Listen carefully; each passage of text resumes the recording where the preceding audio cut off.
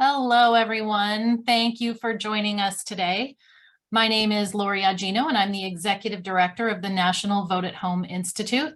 We are a nonpartisan 501c3 organization whose mission is to increase voters' access to, use of, and confidence in voting at home. Before I introduce you to our MC for this briefing, I wanted to take a moment to share a little more about our vision and explain why we are here today. Here at Vote at Home, we believe that civic participation and representative governments are best achieved through vote at home election systems that provide easy, convenient, and safe voting access to all citizens. In these election systems, all active registered voters are automatically mailed their ballots several weeks prior to every election. Voters can then return their ballots by mail or in person via a wide range of accessible, convenient, and secure locations. These types of elections are the norm in Oregon, Washington, California, Utah, Hawaii, Colorado, Nevada, and Vermont. And it's no secret why these states tend to be top performers in voter turnout. Since 2020, there's been a keen interest across the country from academics to policymakers and the general public in how vote at home elections work, how they serve voters and our democracy. Despite some of the negative outcomes that arose from the 2020 election, it provided ripe opportunities for further research and exploration into the topic of mail balloting. Two such works are the subject of our briefing today. Leading us through this briefing today is Vote at Home pioneer Phil Keisling. Phil oversaw the first in the nation move to full vote at home ballot delivery as Oregon's Secretary of State from 1991 to 1999. He then went on to found the National Vote at Home Institute in 2017 and now serves as our board chair. Without further ado, it's my pleasure to turn it over to Phil Keisling to begin the briefing and to introduce our presenters. Over to you, Phil. Thank you, Lori, and welcome all. Where did this audacious idea start? Well, arguably 40 years ago, when Del Riley, a county clerk in Lynn County, Oregon, asked a simple question. If we're going to all the time and money and trouble to send out and print sample ballots, maybe we should send out the real thing. Well, Del Riley started thinking about this and sharing the idea with other county clerks. And by 1990, most counties in Oregon were using this method for their local elections. In fact, every election except for primaries and generals. Why? That was prohibited by state law. And in my one and only term as a state legislator back in 1989, I actually voted against expanding this idea. The crunch of autumn leaves underfoot, crisp blue skies, seeing my neighbors at the local school. It was only years later, after becoming Secretary of State, that I realized that I was confusing a particular ritual of democracy, yes, a familiar and to many beloved one, with the essence, which was participation. Polling place elections on local issues often got 5 to 10% turnout. That was doubling, even quadrupling under this system, which most voters enthusiastically embraced. In 1996, our special US Senate election had a 66% turnout, and our first ever presidential election, another first in 2000, had 85% of registered voters. Well, fast forward to 2020, 10 states use this approach in the District of Columbia. Of the nation's 10 top states for voter turnout of eligible citizens, 5 of them, most of them non-battlegrounds, were on that particular list. And the #1 state for turnout of younger voters, according to 2 prominent studies, non-battleground New Jersey in 2020. The correlation, not necessarily cause and effect, is it? I'm not a former academic. Indeed, regression analysis overwhelm me, but I am a former journalist. And those of us who've long favored this policy may think it intuitive, even obvious, that when you have an opt-in election system in which the ballot comes automatically, as opposed to voters having to opt in by physically go to a polling place or arrange in advance if they even qualify for a mail ballot, that alone should boost turnout. But prior to 2020, lots of studies were all over the map. Increases turnout a lot, a little bit, not at all. One prominent study even said it hurts voter turnout. So as you listen to today's presentations, and this conventional wisdom that's evolved over the last 20 years, keep in mind that most of what people still think is true about this model is a product of what happened prior to 2020. Nate Cohn, for example, the New York Times prominent data analyst, looked at the issue of mail ballots generally after the 2020 election and said, well, there's really no discernible evidence that it mattered. But specifically around the issue of automatically mailing ballots to everybody, well, the only study he cited, just a 2% increase, was published 6 months prior to 2020. Though, by the way, 2% of eligible voters isn't exactly trivial. 300,000 more votes in Texas, 150,000 more in Georgia, et cetera. So 2020's election is fast in the rearview mirror. But before we get too embroiled in what's happening in 2022, let's realize that data that has now emerged finally with voting files, and that researchers like the two we'll hear from today are looking at this subject and casting a very new, and I would argue different light on the power and the impact of this simple approach, prompted by a question asked 40 years ago by a county clerk in a small Oregon county. So let me introduce today's two main presenters. Amelia Showalter is co-founder and CEO of Pantheon Analytics, a consulting practice that helps campaigns and other entities adopt data-driven strategies and rigorous testing to achieve their goals. She worked in 2012, President Obama's re-election campaign, as the Director of Digital Analytics. And in addition to her Nebraska vote-at-home work, which you'll hear about today, she's looked at the impact of this policy on both Colorado and Utah's vote-at-home elections. Amelia has a master's in public policy from Harvard Kennedy School of Government. The second main presentation will come from Eric McGhee, a senior fellow at the Public Policy Institute of California, where he focuses on elections, election behavior, political reform, and surveys and polling. His research has appeared in numerous academic journals, and his work has been profiled on NPR, The Washington Post, The New York Times, and The Economist, and he's an occasional contributor to the Washington Post Monkey Cage blog. Eric received his political science degree from the University of California, Berkeley, and served as an assistant professor of political science, formerly at the University of Oregon. After each presentation, I'll introduce several panelists who will ask some very targeted questions. And then when both presentations are done, we'll leave it open for any of you who have questions about either the presentations today or the general subject of voting at home. And with that, it's a great honor to turn this over to Amelia Showalter. Thank you. Thanks so much, Phil. I'm really excited to speak with you all today. We did some interesting research in Nebraska, of all places. And actually, I'm just going to dive right into it and start sharing my screen. We have looked at the effects of vote by mail, vote at home before, and in various other states, but we found a real opportunity in Nebraska. Let me there we go. All right. If people aren't seeing my presentation, please say so in the chat. Yeah, I mean, we wanted to look at Nebraska because it turns out to be actually a pretty great place to study vote at home, just because of some particular policies that Nebraska put in place several cycles ago.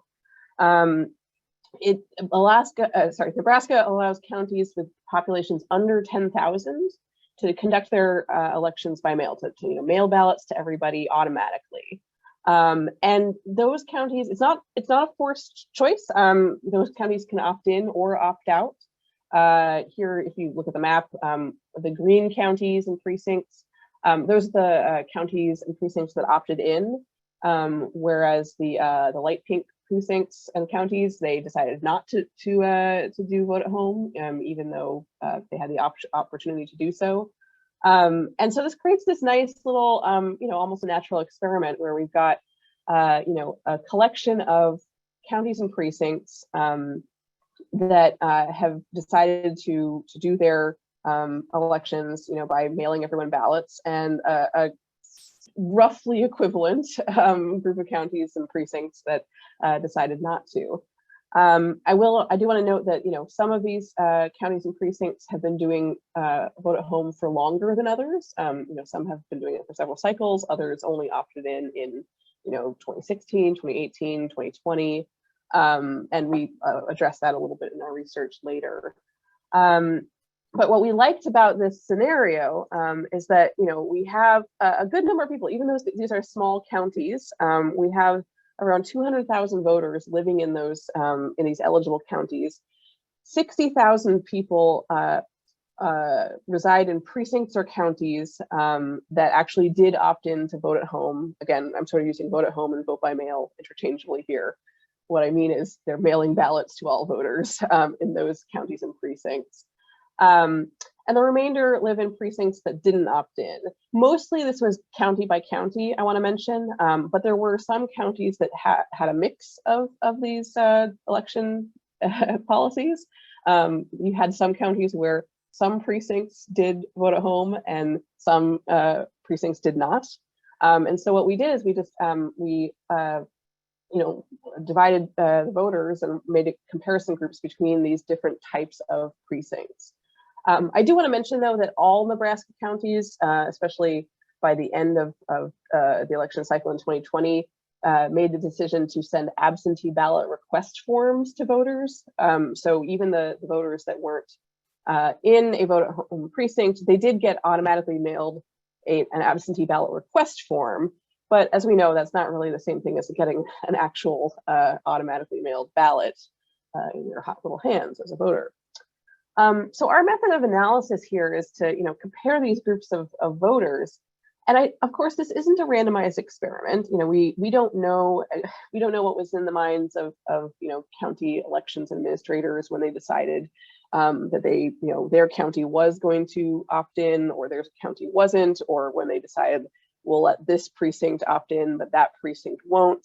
So, there are some, there could be some hidden factors there, but we do have a good way to control for all of the sort of pre-existing differences in turnout. And this is something that we have in the world of political practitioners that isn't as common over on the academic side. We use a thing called the voter turnout model, also called a vote propensity model. Basically, these are models that are put together in advance of every election year, where we use everything we know about a voter, mostly vote history, but also things like age and race and gender, county level factors, everything that we know about a voter. We build models to estimate this. So, for instance, if the model assigns you a score of 70, it means we think you have a 70% chance of turning out. And so our method of analysis when we looked at Nebraska was to use the 2020 turnout model as our estimate for expected turnout among all of these different groups of voters, and then to compare relative levels of overperformance or underperformance of the actual vote versus that expected turnout, and then compare the vote at home precincts to the non-vote at home precincts. We're doing difference in difference analysis here. And of course, this way we can account for any sort of for most of the differences that could be hidden among these different groupings of voters. So our overall results, when we look at all of the eligible precincts, so this is all the sort of rural counties in Nebraska that were eligible to do vote at home. Among the precincts that opted in, the predicted turnout was 79.6%, pretty high, but actual turnout was even higher than that, 84.2%. So, in those vote at home precincts that we saw an overperformance of 4.6 percentage points. This is a high turnout year, as we all know, in 2020. But then in the precincts that didn't opt in, predicted turnout was a little lower than that, but they also had some level of overperformance. Actual turnout in those precincts was 76.7%. That was, just under 2 percentage points of overperformance. But what we're doing here is we're comparing this overperformance. We see that the vote at home precincts, not only did they overperform expectations, they overperformed expectations to a greater degree than did the voters that were in the non-vote at home precincts. And so this is what we're calling the vote at home effect in Nebraska in 2020 in these these eligible precincts. And as Phil mentioned, there's can be an instinct among people who don't think about this very much to say like, oh, it's 2.7 percentage points, maybe that's not a lot.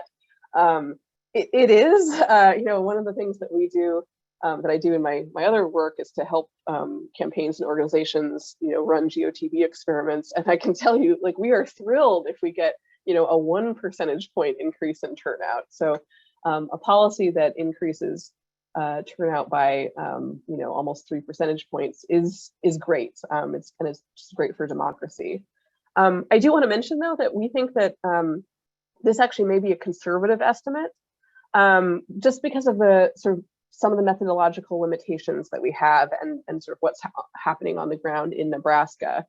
As I mentioned,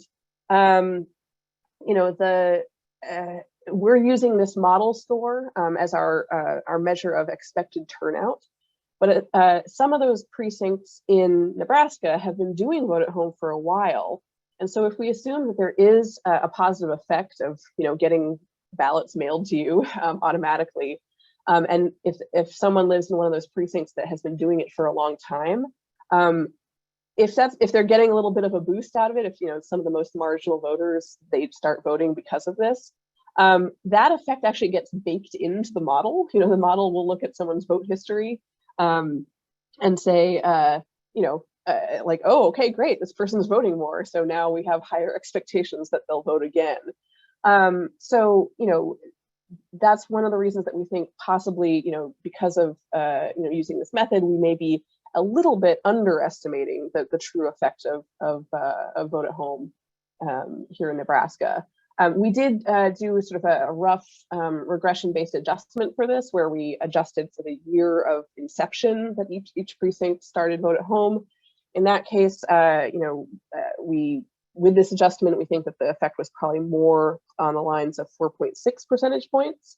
Again, this is a little rough, so I would be hesitant to say like this is the exact effect, but essentially it goes in the direction of saying like actually probably the true effect is a little bit higher. There's one other additional factor in Nebraska too, which is that Nebraska, unlike some states that were going from, especially in 2020, going from 0 to 60, starting with no vote by mail at all and going to all vote by mail. Nebraska actually had a reasonably good, like a no excuse absentee. They mailed absentee ballot request forms to all voters, as I mentioned. So what we're talking about here is the difference, whether that's 2.7 percentage points or 4.6, we're talking about the difference of mailing ballots to everybody versus mailing absentee ballot request forms to everybody. So I have a feeling that, if we were in a state where you were just looking at the effect of, of mailing ballots versus just totally traditional polling place, no absentee voting allowed, you'd probably see an even bigger effect. But the bottom line is whatever, by whatever method we do, whatever adjustments we make, we are seeing a positive effect for vote at home in Nebraska in 2020. This is for the methodology nerds. We sort of prefer using difference in difference analysis just because it's kind of the most easy, it's most intelligible. But we also did some of the other fun stuff. We did linear regression, logit. Both showed, similar kinds of positive effects for vote at home. We also, just for fun, we did a little discontinuity analysis. So remember when I was saying that Nebraska has this cutoff where counties, below 10,000 people can opt into this method of voting. We looked at the counties just above and below that cutoff. We looked at the 5 counties that just made it. They were all counties with around 9,000 to 10,000 people. And then we looked at the 5 counties that just missed being eligible, and they were all sort of between 10 and 11,000 people. So you'd think, all right, these might be sort of similar types of counties. And we also saw a positive effect using the same method of analysis. They're doing this sort of discontinuity analysis. Not quite as big an effect size, although I do want to mention that of those 5 eligible counties, not all of them actually opted in. Some of them did like a patchwork, some of their precincts did vote at home and some of them didn't. So you'd kind of expect the result to be a little more muted there. We also looked at different cohorts. First and foremost, we wanted to look at vote propensity. So this is something that we've done in our research in other states. We wanted to look at whether high propensity voters or low propensity voters responded more or less to having vote at home as their policy. And we did find, this is consistent with other research, that vote at home had stronger effects in the sort of low and mid propensity voters. So for example, if you're a voter and your turnout score is 50, which means the model estimates you have a 50% chance of turning out. And if we take you and all other people that have a turnout score of 50, our sort of expected turnout for you and that individual cohort is that 50% of you will turn out. In the vote at home counties, if we look at everyone with a turnout score of 50, 68% of them turned out. So that's an overperformance of 18 percentage points. In the non-vote at home precincts, and we look at everyone with a turnout score of 50, 57% of them turned out. Again, still an overperformance. This was a high turnout year. Most, like almost everyone beat expectations versus that turnout model. But the vote at home, the folks in vote at home precincts overperformed by quite a bit more. And this was consistent with a very similar analysis that we did in Utah in 2016, which, similar kind of thing. Utah had some counties that had opted in and some counties that hadn't. We found also there that low and mid propensity voters benefited the most. And this is similar. I'm not going to show the graph, but similar results that we found in Colorado. Although in that case, the whole state switched all at once, so we didn't have this nice natural experiment. We also looked at cohorts by age and race, and found that if we're looking at the youngest voters, they benefited more. So among young voters in vote at home precincts, there was a higher level of overperformance. They beat expectations by a higher degree than did the young folks in non-vote at home precincts. Again, eligible but non-vote at home precincts. But all age groups seemed to benefit. Like basically every age group was was close to about 2 percentage points of improvement due to vote at home. It wasn't a monotonic result, except it's just the very youngest cohort benefited more than everybody else. With race, rural Nebraska is a pretty white place. We didn't have really enough Black and Asian voters in those rural precincts to be very conclusive. We do in the paper and here on the slide show the results, but and we saw a negative effect for the Black voters, a positive effect for the Asian voters, but I really wouldn't take this to mean very much because this is under 200 voters in each of those groups. So this is a very small sample size. We had slightly higher sample sizes for Latinos and Native Americans in these rural precincts, slightly higher, still fairly small. And we saw positive effects for Latinos, although it was a lower than average positive effect for vote at home. For Native American voters, we actually saw a much higher than average effect. We saw an 8.4 percentage point boost due to vote at home, which is very cool. But again, I do want to caution here that sample sizes, even for Latinos and Native American voters were fairly small. We're talking like 1,300, 1,500 voters.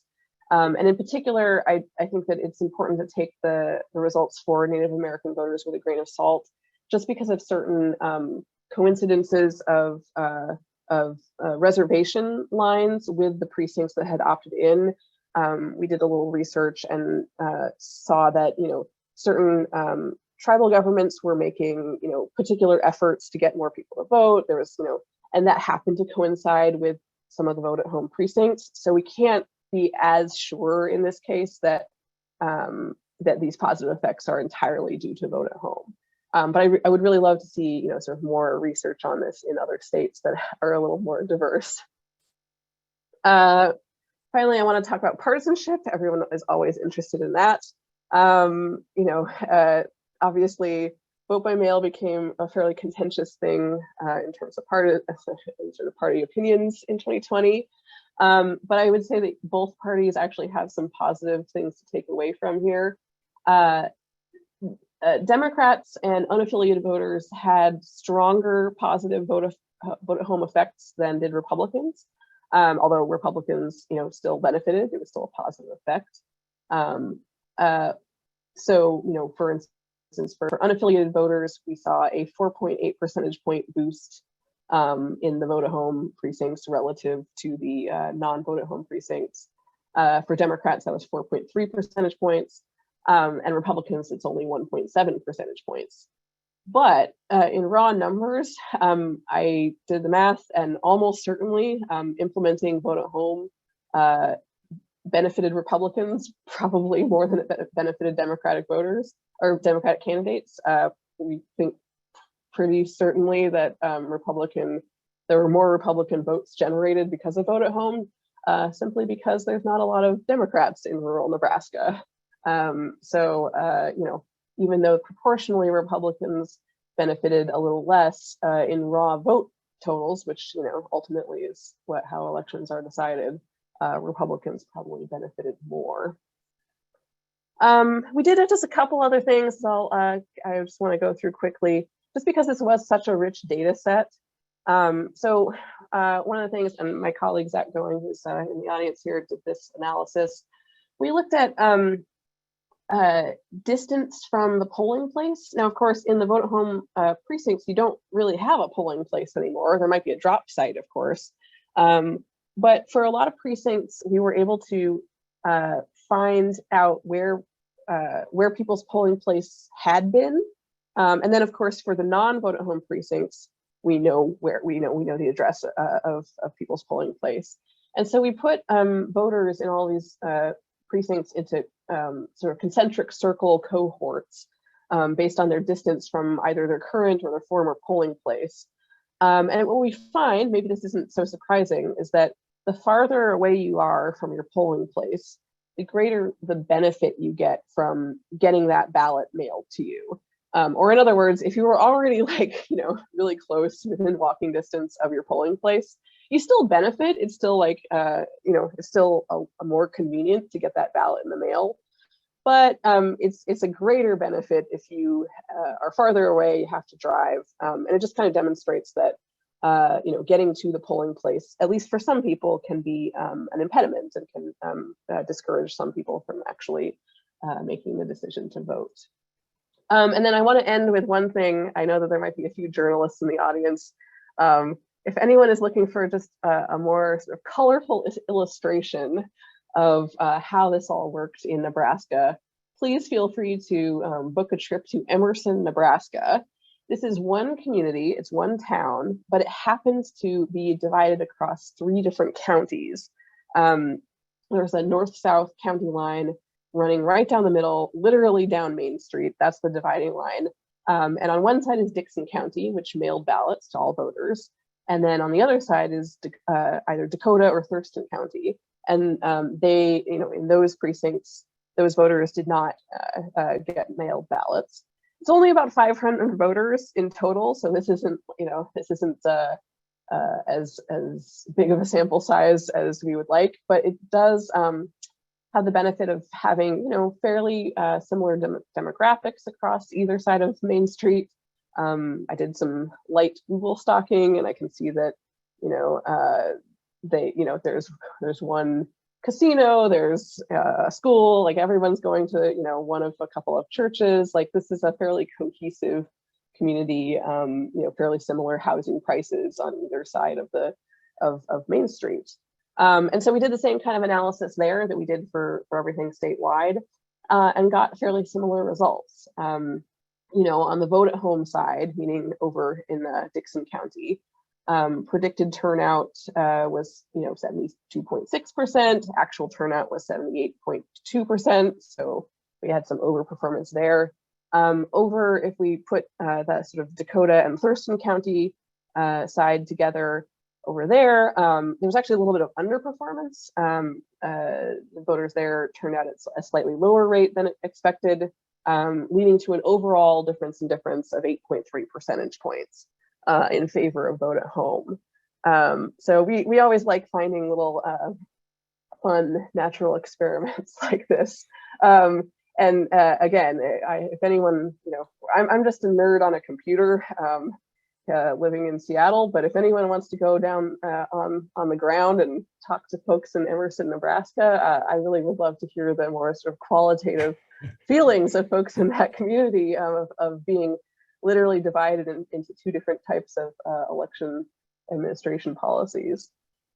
That's sort of it for my presentation. I'm going to kick this back over to Phil, but I know he's going to bring in some other folks. Yeah.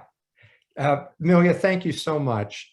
We got one real quick question from Barbara Tully that I think you could probably answer very quickly. Looks like about 60,000 voters ended up living in these precincts. That constitutes about what percentage of all Nebraska voters at day's end? Oh, it's pretty small. I mean, I think 4% maybe, something like that. I mean, it's a small, these are small counties. Yeah, and because these are small counties, it's quite a few counties. I think Nebraska has 90 something counties. Yep, 92. But like a lot of them qualify. I mean, we're talking, some of these counties are under 1,000 people. Yeah. So really, in terms of number of potential precincts that you could live in, there's quite a few of them. Got it. Well, please put your questions that you have for later in the chat. But right now, I want to introduce Paul Manson, a visiting professor at political science at Reed College, and he's the research director of the Early Voting Information Center. Has a PhD from Portland State, and he's just he has a couple questions for maybe 5 minutes to just zero in on, from his perspective as a fellow researcher on Amelia's work. Paul, take it away. Thanks, Phil. Amelia, this is great. I love hanging out with people that do discontinuity analysis for fun. That's good to hang out with. So Amelia, the one thing that really jumped out for me, I just love seeing it, especially on this project compared to Utah or some of the previous work, was looking at that plot, the figure with the propensity scores and the actual turnout. And there's this sort of interesting sweet spot where the score is 10 and up to 60, where you really see the action. And I share that because I think you were sharing that there might be some underreporting or conservativeness to these estimates, especially too if we could back out what the effect is of mailing absentee applications to everybody. So, I get excited, we always have to be cautious and careful here, but I appreciate your sort of saying, but there's might be some more things going on here that, but for 2020 being 2020. Which was high turnout. Yeah, I mean, like you can only improve turnout so much if it's already very high. I had a couple of questions, and maybe the one I want to make sure I hear from you on, because I know we've got some time constraints here, is just sort of thinking about the administrative side of this and the differences between the counties, sort of who chooses to adopt these sorts of measures to go all vote at home versus who doesn't, and are there some lessons to be learned from those choices, those practices? Yeah, I mean, in terms of the actual vote at home counties, because there were so many counties and precincts and they opted in, a few had already been doing this since 2010 and 2012. I don't know what causes individual elections administrators to decide, let's do this. I will say that, what we see across the country, with the exception of when there has been some sort of partisanship inserted into this, is that, when people start getting their ballots in the mail, they generally don't really want to give that up anymore. And if they see that the next county over is doing this and they hear that's kind of easier, then they say, I want to do that too. Actually, one of my favorite anecdotes about this is back from Utah, when there was, you know, a county that had switched over to vote by mail for, I think it was like a municipal election, some off-year election, and they're like, oh, but for the, you know, for the midterm, we're going to switch back, and people are, no, don't take this away. Like, there was a big pushback to the idea of going back to polling place voting, and they kept doing vote at home. But I do think, you know, there are, like, the decisions that folks make. It matters. It has an effect. And actually, I mean, we talked about this earlier. If I have a moment to present a little bit of another analysis that we did of folks in the non-eligible counties, I might do that. Let's get back to my presentation. This is a sort of a just in case we have time. We did do a similar kind of analysis here of all those other counties that weren't vote at home, but you know how I mentioned that they mailed absentee ballot request forms to everybody. It turns out there was actually a little bit of variation in there. So one of the things that happened was that there were 5 counties. These are, you know, not eligible counties, but they decided, okay, we're not mailing ballots to everybody, but we are going to mail absentee ballot request forms automatically to everybody. They did that in you know, earlier in the cycle in 2020. It generated some publicity, as we understand. You know, ACLU, Civic Nebraska, I believe, got involved and sort of, you know, did some you know, organizing around this. You know, getting people to understand that they were going to get this absentee ballot request form, and encouraging people to sign up to vote absentee. So that was sort of earlier in the cycle, but then later in that same summer, then the Nebraska Secretary of State announced that absentee ballot request forms would be mailed to everybody. So in this case, you know, it's the same policy, but there's a sort of different levels of intensity about that policy, I guess you could say, like different sort of treatment levels. So we did that same kind of difference in difference analysis for early announcers versus latecomers. Again, this is just for absentee ballot request forms, not for actual mailed ballots. But we found an effect there as well, that, you know, the counties that announced early and had some you know, organizing, publicity, they benefited more. They had a higher turnout boost relative to the counties that had the same policy, but maybe didn't maybe they weren't as muscular about it. And so to me, it's just, you know, a reminder that what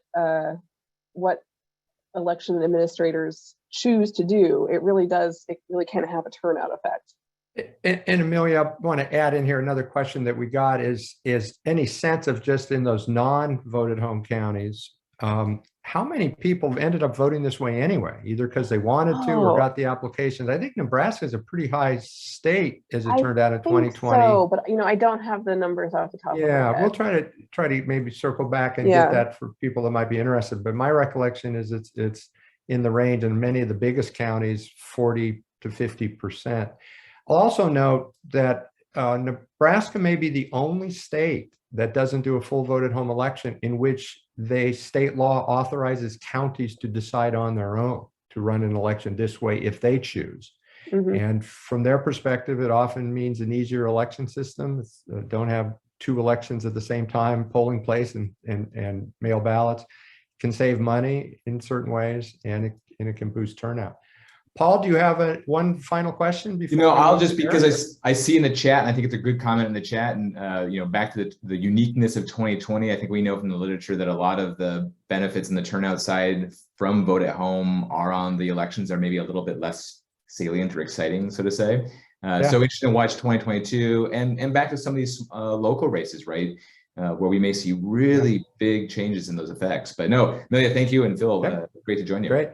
And to that, Paul, I'll note that in the primary election of 2022, where 11 Nebraska counties decided to use this model in May, turnout was 21% higher than it was in all the non-voted home counties. Now, no difference on difference analysis there, doesn't pass the academic smell test, but for those of you who might be interested in that little tidbit, we think Well, that's significant. And we wish we could do a little more research. Previous research, especially from several cycles ago, showed greater effects for vote by mail in presidential years versus midterms, which is surprising. But we have a feeling that might be changing, or it could be different. We can definitely do, for instance, in this next election, we could, do a similar kind of analysis, for midterms. The thing that kind of kills me, we love this method, but it doesn't work as well for things like primaries, municipal elections, because there isn't a turnout score developed for those Right. types of elections that we have a lot of faith in. Right. You can predict general election turnout, midterm turnout. Like those turnout models are pretty good, at least at lining up voters in the right order, if not getting the exact turnout levels right. Yeah. But it's a little harder for primary, municipal, the sort of like more arcane elections. So we'll have to devise other methods for studying that. Well, keep working at it. Now we're going to, in a sense, expand out from Nebraska and Emerson in particular, and to a national look. Eric, who's his colleague, Dr. Mindy Romero, the lead authors on this study, looks at 2020 from the perspective of all the states and counties in America. Eric, I'll turn it over to you. Thank you so much, Phil. I appreciate you having us here today. And for inviting us, for being so interested in our research. I do want to note that Mindy and I did this research very much on our own, so this wasn't in collaboration with the Vote at Home Institute. But once we launched it into the world, they became very interested for reasons I think that you'll see when we get into the presentation here. Let me get my slides started here.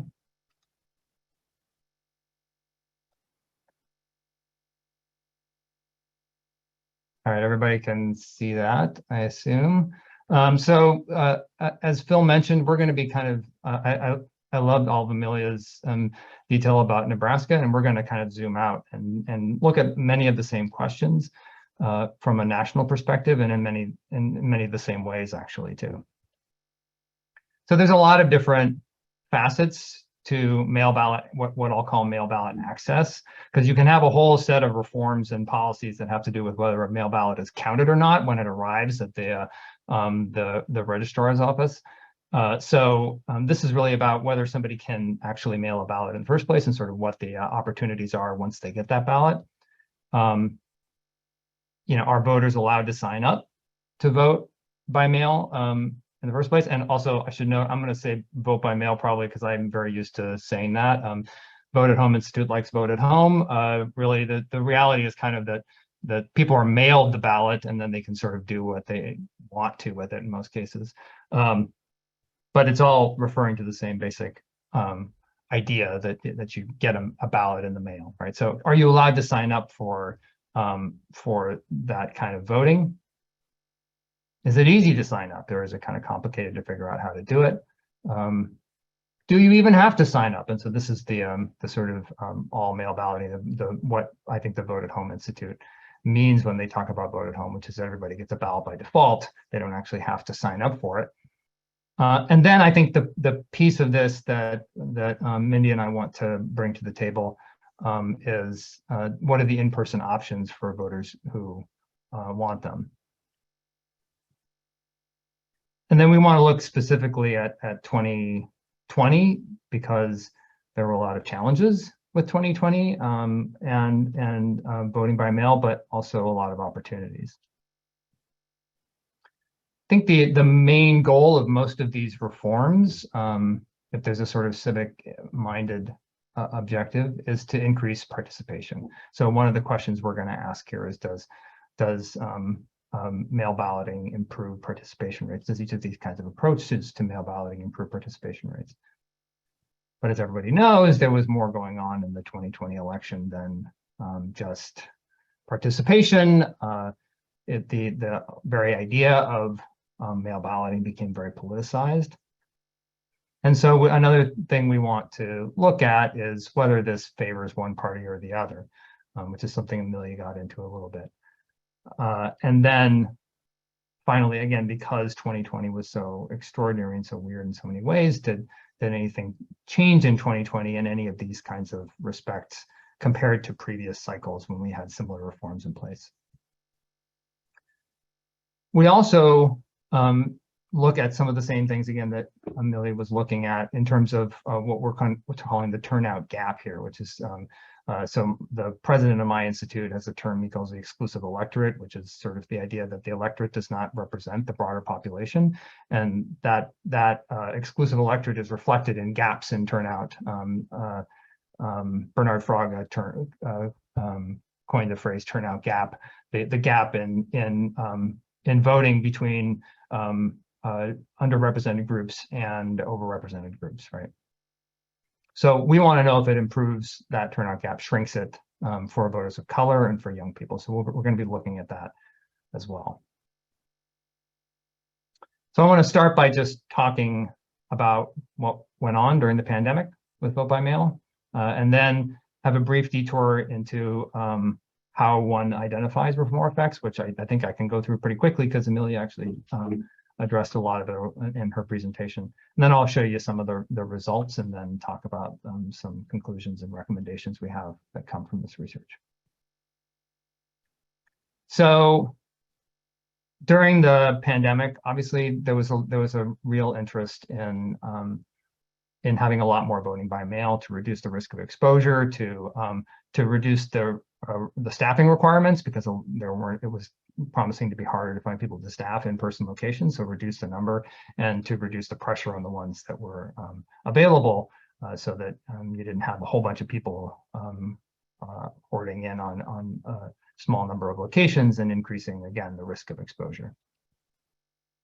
So there are a number of changes that states made to relax this access to mail balloting. 9 states removed the restrictions on signing up, so it became no excuse, at least for the purposes of 2020, no excuse mail balloting states. 15 states mailed every voter an application. That's something that Amelia talked about going on in Nebraska. It actually occurred in a number of other states as well in 2020.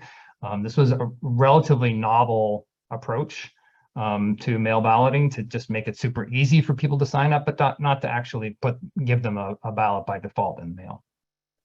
And then 7 states in DC mailed every voter a ballot, which is the main thing we've been talking about here. And this is just kind of shows you this amazing patchwork quilt of changes and reform adoptions that happened. We would never see a map like this under normal circumstances. It's really extraordinary. And I think from a researcher's perspective, it's great because a lot of states that probably never would have considered, like Phil mentioned, New Jersey at the beginning of the program, there's a lot of states that never would have considered making a switch like this, all of a sudden did it. And so that kind of increases the ability to say something about the impact of the reform when you have a wide range of states that are willing to consider it. It's not completely random, as I'll get to in a little bit, but nonetheless, it's helpful to have a wider range of states take it on. We also look into some variation within California. So California was one of the states that decided to mail all voters a ballot. But then it also took one of 5 approaches to in-person voting. And I think this California provides an opportunity to explore the impact of in-person voting options within the context of an election that is otherwise all vote by mail, right? So everybody receives a ballot. And the 5 approaches were 16 counties so the state basically relaxed the requirements that you run your elections a certain way. And so 16 counties just continued with their traditional polling place system. 7 consolidated their polling places, so there were fewer polling places to staff, but you still had to go to the one that was designated for your neighborhood. So you had one polling place that you were required to use. 17 did the consolidation, but then allowed people to use any polling place in the county. And then there were 15 counties that had already adopted what's called the Voters' Choice Act, So some people call it the Colorado model of voting. This is where it's basically the consolidated polling places with countywide access. It's very, very similar. The main difference is that the Voters' Choice Act requires a lot of deliberate outreach to community groups and a much more sort of measured process for putting the change in place, whereas these other counties just kind of, they had, because of the exigencies of the pandemic, they had to do this all very much on the fly. And then there are actually 3 very small rural counties that had always been, or at least since 2016, and sometimes way back, had been all vote by mail with no polling places at all. You could vote in person at your county registrar's office if you wanted, but there were no actual polling places designated. And here's the same kind of patchwork quilt map. You can see that there's a lot of range and diversity in terms of how California approached these things. So this is going to be an important case study for the kind of work, for the kind of questions that we have. So identifying reform effects. Well, so Amelia kind of touched on a lot of this stuff already, but I thought I would just go over it briefly here. So if you want to identify the effect of a reform, like say all vote by mail, we've got down here at our, on the bottom, variety of turnout levels, between 50 and 57%. Let's imagine that in County A in 2020, 56% of the voters turned out to vote. And in County B, which adopted in 2020, all vote by mail, 55% turned out to vote. So the difference here, if you just said, okay, what's the impact of all vote by mail? We'll take the difference between County A and County B, and we'll see that it actually made turnout go down by 1%, right? That would be the conclusion from that analysis. But it's helpful then, and this is how I think most researchers think about these questions. It's helpful to put in the broader context, right? So let's imagine that in 2016, County A, 2016, when neither county had all vote by mail, there still was a difference in their turnout rates, with County A still having higher turnout than County B. Then it becomes impossible to say that that difference is a consequence of all vote by mail. And in fact, County B saw a larger increase in its turnout between the 2 elections than County A did. Or thought about another way, the gap in 2020 was 1%, but the gap in 2016 was 3%. And so this is what the difference in difference is at its core. It's just taking a difference between those 2 gaps. And you end up with an effect of the reform that's actually a positive effect of 2%. There's a lot of different approaches to this difference in difference idea. There's a lot of bells and whistles that people can add in. We add in a lot of those bells and whistles ourselves in our analysis to make sure that the findings are robust to a variety of different approaches. And as we'll see, not every finding we have is robust to a variety of different approaches. But this at its core is what difference in difference analysis is. And all of the different approaches have this same basic logic to them. All right, so what do we find in terms of these different reforms? Again, we're looking at all these different mail ballot access approaches. So relaxing the restriction on signing up, mailing everybody an application, and then mailing everybody an actual ballot. So what we find is at the top panel is prior to 2020, what were the effects of these different approaches? And we find that, they're all pretty positive, but the effect of no excuse vote by mail and vote by mail applications was really small. For universal vote by mail or vote at home, whatever, mailing everybody a ballot, that we find an effect that is actually remarkably similar to the one that Amelia found in Nebraska, about 3 to 4 percentage points, right? Somewhere around there. We also took the extra step to say, okay, hypothetically, what would the turnout, based on all of these estimates, what would the turnout have been in a county that had no people who were registered vote by mail? Because if you think about it, if you're already registered as a vote by mail voter, as a vote at home voter, you're already receiving that ballot in the mail. You're actually not impacted by this reform in any significant way. So this is a way of saying, okay, what's the effect of this change on the people who are actually impacted by the change? And we find that's actually much larger, about 10%. And that's very consistent with some other research that was done in Washington State a number of years ago, that really for people who are actually impacted by the reform, the turnout boost can be quite substantial.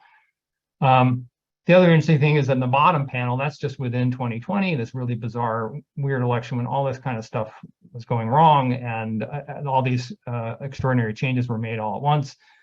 The findings are really pretty, given all of that context, the findings are pretty similar. So really no statistically significant difference between the universal vote by mail estimates in the two different panels. And there are some differences in the other reforms, but this is where the different approaches come in. Those differences are not really robust to other approaches that we take to the basic difference in difference analysis. So it's not robust to different methodological approaches. Whereas the all vote by mail, universal vote by mail effects really are much more robust. Now, what about the partisan effect? So for partisan effects, we use the presidential vote, the two-party presidential vote. Here, there's a really important context to identify, which is these plots show the trend over time in the counties that ultimately adopted each of these reforms, and the dotted line shows when they adopted the reform. The trend in their two-party presidential vote over time. And so higher up the chart is more Democratic, lower down is more Republican. And what you see, especially for the no excuse vote by mail and the universal vote by mail, is that there was already a trend in a Democratic direction in those places before they adopted the reform. So you can't really pin that pre-reform change on the reform itself. And so that makes you really suspect about the change that's happening after the reform. It becomes much harder to say that it's a result of the reform itself. So there's a variety of ways of trying to address this sort of issue in the data.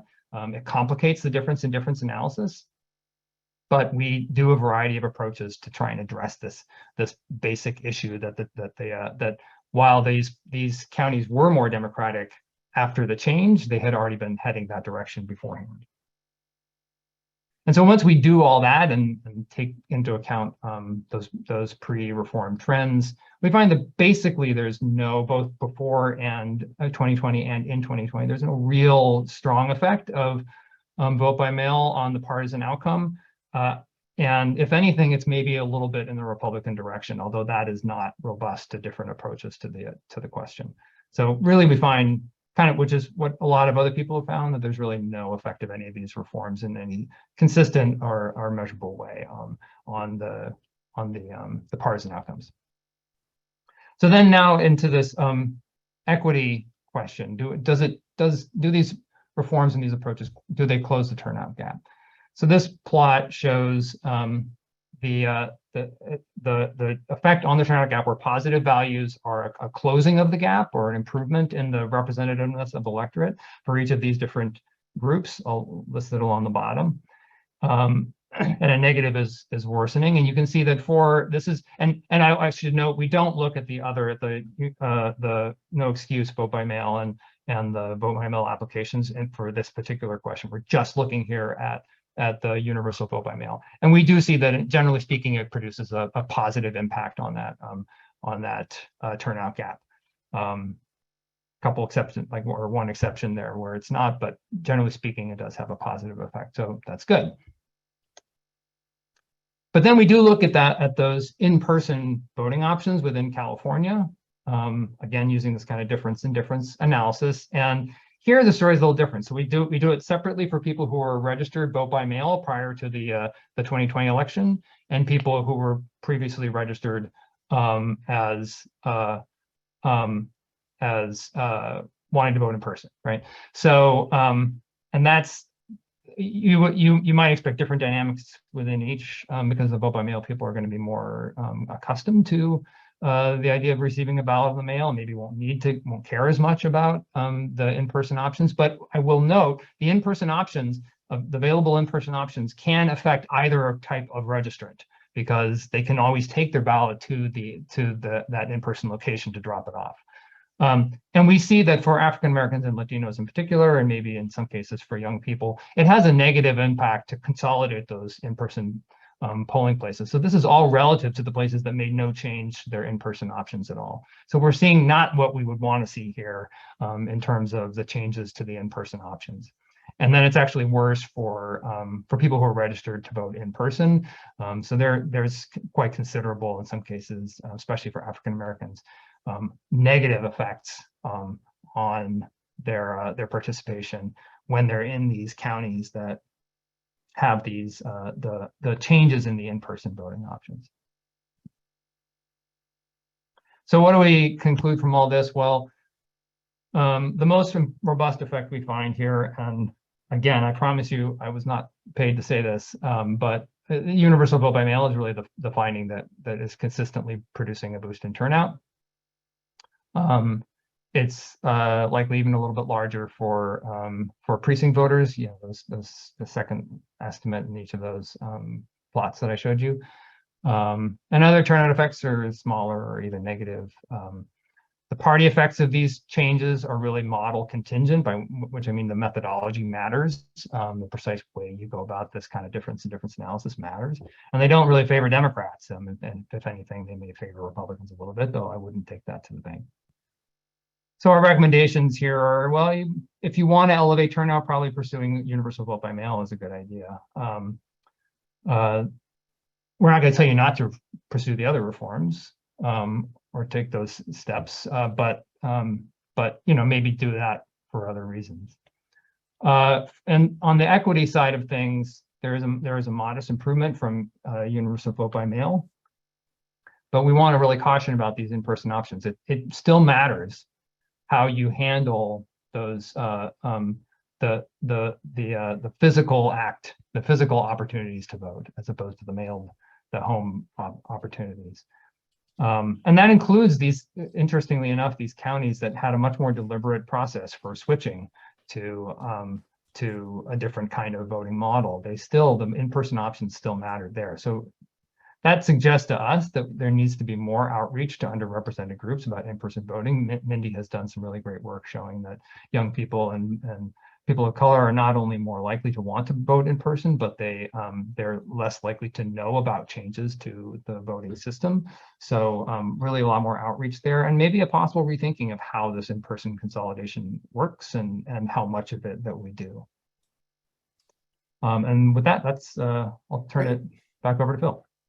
Great, Eric, thank you so much. Now we'll have a couple minutes from Paul Gronke, who noted that it's actually now the Elections and Voting Information Center, EVIC. Paul is a professor of political science at Reed, specializes in early voting, election administration, public opinions, and election. Founded EVIC in 2005, and he holds a PhD from the University of Michigan. So Paul, I'll turn it over to you for a couple of questions, and then when you're done, we'll have time to entertain questions from everybody on the chat. So we want to encourage you again, if you have a question, to put it in the chat, and we'll get to as many of them as we can.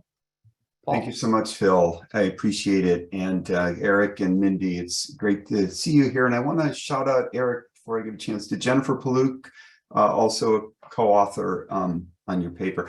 I'm very pleased to see the paper. You know, I entered into this field, Eric, as you know, decades and decades ago. I mean, almost back when Phil Keisling was secretary. And, you know, I started doing some of the early work in this area, and it's just so encouraging to see the work continue, and folks much smarter than me, like Eric and Mindy and Jennifer, kind of leaning in and getting more precise estimates.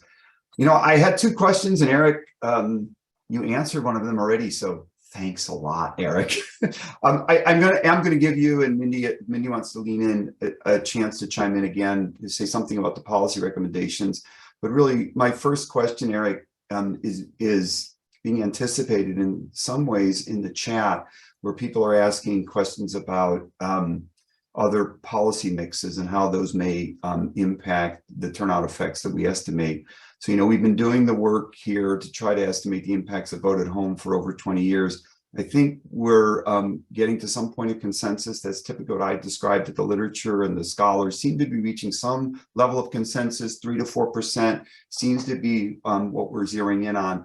But what I want to ask you, Eric, is why is this so hard? I really thank you for the slides about the difference in difference. I chimed in a little bit tongue-in-cheek in the chat. But explaining that, why we use that technique and why that technique is important. But something that you didn't talk about in your presentation, but is in your paper, is sort of some of the coding that you all engaged in, and it's kind of the level of detail that needs to be the level of detail that's necessary for us to get good estimates. But can you explain a little bit more about the level of coding that you did, how that's different for some different from previous studies, and sort of why there's just still more to do to try to understand the policy mix and get a precise estimate about how the impact of this one reform, and just to anticipate your answer, reforms don't occur in isolation, right? We can't experimentally say, hey, Priscilla Southwell on the chat, you get to vote at home, and hey, Ruth Goldman, you can't. We can't do that. So help us understand a little bit about how we get to these estimates and really why this has taken us so long, because as Jerry said in the chat as well, isn't this obvious and intuitive? It may seem to be, but we're looking for some sort of really precise statistical estimate here. Yeah, that's a great question. And also I'll say, hi, Priscilla, and we used to be colleagues at the University of Oregon way back when, but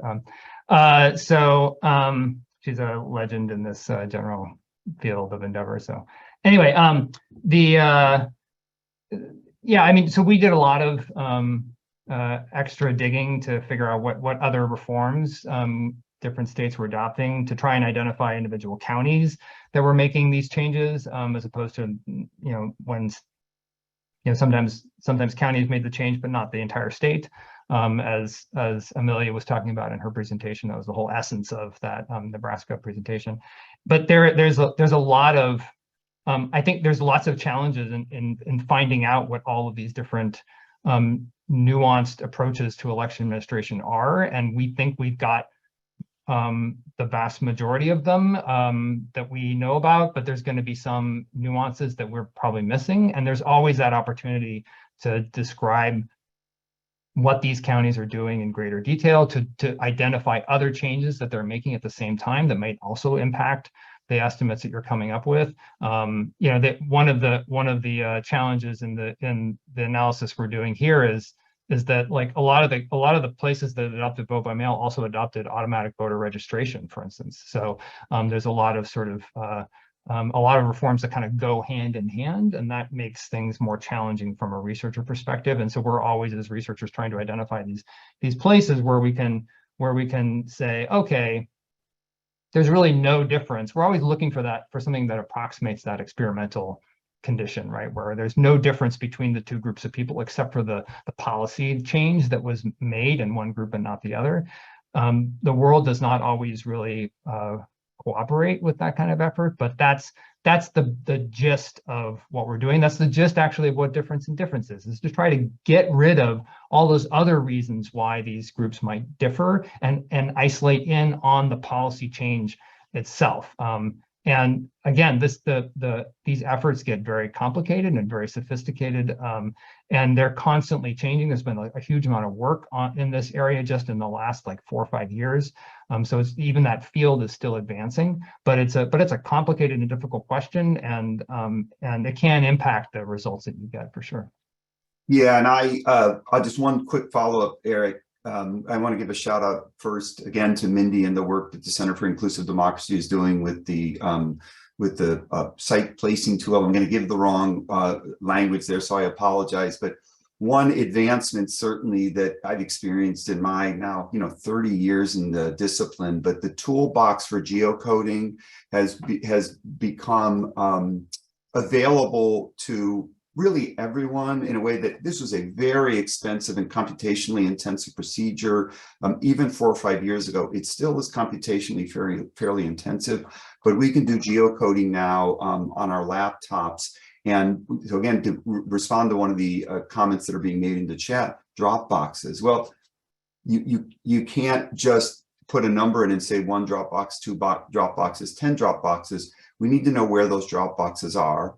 We need to know where the voters are. And really, as Paul Manson, my colleague, has educated me on, we don't want just straight line distances. We want to know what it's like. Driving in a freeway in LA is a lot different than driving in a freeway in Nebraska. And we need to know that as well. So yeah, we're getting better at this. And it's really great that these tools are getting here, but estimating things like Dropbox usage, and there's very good work being done on Dropboxes. Mindy is spearheading a lot of that. Lauren Collingwood at the University of Mexico is doing that work. But yeah, we want to learn a lot more about Dropboxes. Eric, I think we're seeing a lot of good work on Dropboxes. Don't you agree? People are really focusing in on those as well.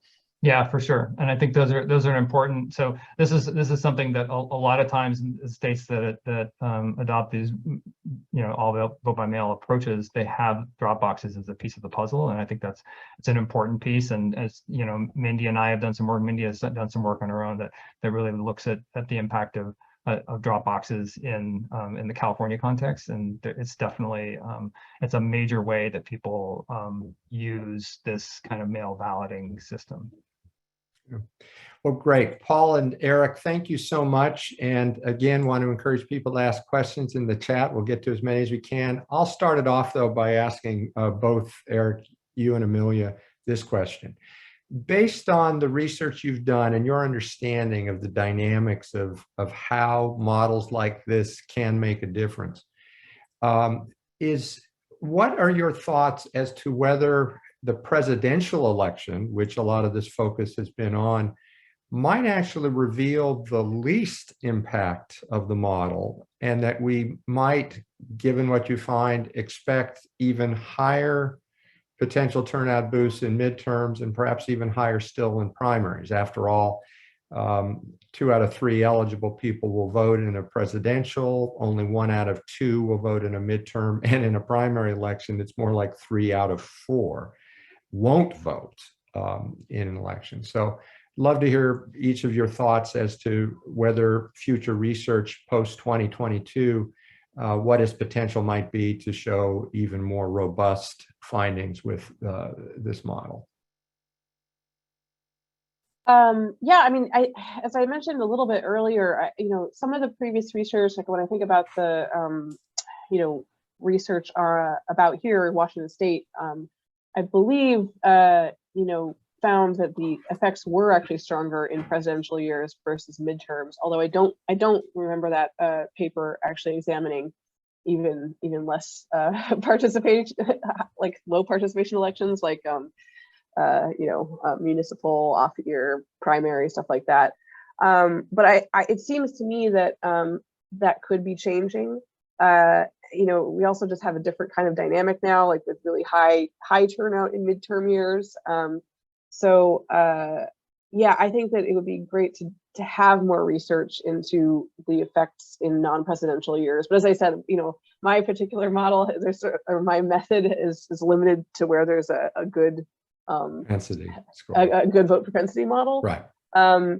But as you said, the anecdotal evidence, you do start to see these very, just surprisingly high turnout in certain, off-year municipal elections, and you got to wonder why that is. Eric, maybe you have greater insight into this dynamic. Yeah, well, I mean, I don't know of any work offhand that looks at the distinction between the presidential and the midterm, and I think that would be very interesting to see. We did in this. In the study that looked at, I didn't show the results in this presentation, but in the study that looked at the equity piece of all of this, we did look at the impact of all vote by mail in the 2020 presidential primary in California, specifically in Los Angeles County, because Los Angeles County was another one of these great natural experiments where part of the county mailed everybody a ballot and part of the county didn't. And so we were able to see the impact of that on these turnout gaps. And also as a first step, I'll say it had the effect of raising turnout for everybody, which is exactly what we found in every other context. So the total turnout went up in the places that where everybody was mailed a ballot. The one snag, though, is that it actually worsened the turnout gap in the part of the county that where everybody was mailed a ballot. And now our interpretation of that is that primaries are kind of a challenging environment in which to boost turnout, because in a general election, the people who are right on the fence about participating or not are going to be people of color, young people, people who are underrepresented more generally, because the people who are overrepresented typically in elections are already going to be all in on participating in that presidential election, right? In a primary election, your participation is much less certain. And so if you're if you're raising all the votes, so to speak, the people who are kind of close to that threshold are going to be the people who are overrepresented in general elections, right? So it's more of a problem of, and we talk about this in the report, there's a challenge of making sure that when you're elevating turnout in a low turnout environment, that you're finding ways to elevate it, especially among people who are underrepresented, right? Or education. And that's a broader challenge that is not specific to the vote at home, but it does highlight that while vote at home elevates turnout, it can have different impacts in different kinds of elections, right? Right.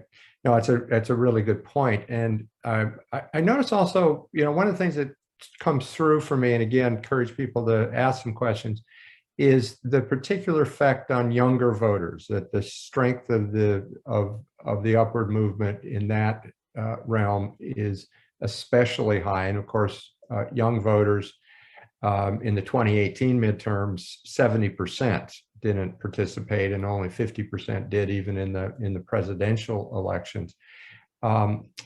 So I'm wondering if you could elaborate a little bit more about your research, and particularly with that demographic, which a lot of people are especially focused in on. And of course, in some states, young people are predominantly persons of color. In other states, they're not. So you have both race and age and ethnicity that gets tied in. But that seemed to be an especially strong findings about the effect of this model on younger voters. Eric, I'll let you tackle that one first. Oh, okay. Well, I mean, yeah. So for sure, like in our analysis, we saw a bigger impact for younger voters, which is where you get that compressing of the turnout gap through the mail balloting, and it makes a lot of sense that would be true. Partly because the young voters are also the ones who are most likely to have not been vote by mail prior to the change, right? So they're going to be more likely to be impacted because they just, I mean, I think people don't they think of like voting at home as kind of the new hip thing, and so maybe they assume that means young people are all doing it, but it's actually seniors who typically vote at home more often, and so they in the past, right? Yeah, and so it's the young people who are more open to being impacted by the reform, for sure. Yeah, and we found, I mean, obviously in this Nebraska research, found a higher than average boost for younger voters, but that was similar. We found similar things when we looked at Utah for 2016, Colorado for 2014. You see a bigger boost for the youngest voters. I assume it's just because, like if you make it easier for folks, I mean, for folks who are already more mobile, less sure, like less have built up less of a habit of voting, that it's just easier to have a bigger impact among young people. One of the things too, that this notion, several of you touched on what I would call the baked in effect. Prior to 2020, every state that had moved to a vote at home model already had 50 or even 70% of their voters already signed up for getting a permanent absentee ballot. So when you send the ballots to the remaining, 20, 30, 50%, they're the only ones that are having a different experience. For the first time in 2020, you had states like New Jersey, like Nevada, where it was more like a 10 or 15% had received ballots in the mail prior, and now it's 100%. And Eric, I think those were what you referred to as precinct voters, the ones that, to use an analogy from Star Trek, it's kind of going from impulse power to warp speed, as opposed to warp speed 6 to warp speed 8. They're really accelerating into a whole new realm of voting. And I thought that was a really interesting point. Those newbies to the scene and what you particularly saw in those states. Because there, if I'm correct, if you go to a place like a county in New Jersey or Nevada, you're not seeing a 3 to 4% or even 5% uptake. You're seeing increases based on your model that are more like double that, even close to 10%. Is that a right way to interpret it? Sorry, was that a question for me? Yeah, for you to start with that kind of. Yeah, so it's so again, when we are sort of extrapolating out our effects to the counties, to counties with fewer and fewer people who are already signed up vote by mail, we end up with an impact that approaches 10%, which is, if it hadn't already been identified in the Washington context in that earlier paper, I would have been kind of scared to report a result that large. It's a little bit terrifying in the context of voting research to see an effect of that size. But I think it probably is. It's certainly going to be substantially larger because that's where you really can't think of people who are already receiving a ballot in the mail as substantially impacted by a reform of this kind, right? So, right. Yeah, and in Nebraska, I mean, we did this, I didn't get into it too much, but we did this little adjustment where we went back and distinguished between the precincts that had been doing vote at home for a while versus, those that it was newer. And we did that mostly to sort of make that adjustment. But what that also showed is that, yes, like you get your biggest impact when you, like the first time you switch over, but what we were surprised about is that you still get an impact. I mean, even in the precincts in Nebraska that have been, mailing ballots to everyone for several election cycles, it's still a good thing. Like it's still, they're still getting, there's still a positive impact later. It's not sort of a like, well, we did this now and now it's just all kind of baked in. It is something that like is good to keep doing. It keeps doing, right. Yeah, and so that was sort of useful for us to know, especially given that, like I said, this method that we've developed using a turnout model, I sort of thought, well, it's only ever going to be good at detecting these effects in like the first or second election cycle that you use it. And so I was a little worried that like maybe we weren't going to see anything in Nebraska, not because it wasn't there, but because it was going to be already baked in. And that is true to some extent, but it's not. It doesn't. It's not that it just sort of disappears into the into the expectations. Like it is. It actually does still matter that these precincts are continuing to do it this way. Ruth just made an inquiry that you may or may not want to comment on, but I think is really important, which is that young people change their addresses more often. And if I think the census report I remember seeing, if you were 45 or younger, 15% move within a year. If you're 45 or older than 45, it's just 5%. Now that's actually less mobility than it was when I was growing up, but it's significant. And if you don't keep addresses updated, which is one of the big reasons that automatic voter registration is so important in places, because you can update registrants and keep making sure ballots go to the right address rather than getting returned. And I know that can be a challenge with young people voting, in regardless of the method of connecting with their ballots. But that's a really good point. Yeah, well, and it also, I mean, it speaks to the point that, Eric has been making. I mean, like, there's so many different types of reforms, and, this isn't a either or situation. I mean, I think that it's, both in terms of evidence that folks have put together, but also just, our own general feelings about the way that, it's better to have, we like mailing ballots to everybody. That seems to be good, but it's good to also have drop boxes, and it's good to also have same-day registration and automatic voter registration, and ways that so that if someone moves or slips through the cracks in this way, that there's a different reform that's going to catch them and help them to be registered and have a ballot and vote. So I think we have to remember that it's never an either or situation. Right. I've often said to people that about 23 years after promoting this as all vote by mail elections, I had an epiphany in which I realized I was calling it by the wrong thing. because in Oregon, most people don't, quote, vote by mail. They actually return their ballots in person. And in Oregon, I could take my ballot to any drop box. We have 300 of them anywhere in the state, and it'll get back to its home county and get properly counted if the signature matches, et cetera.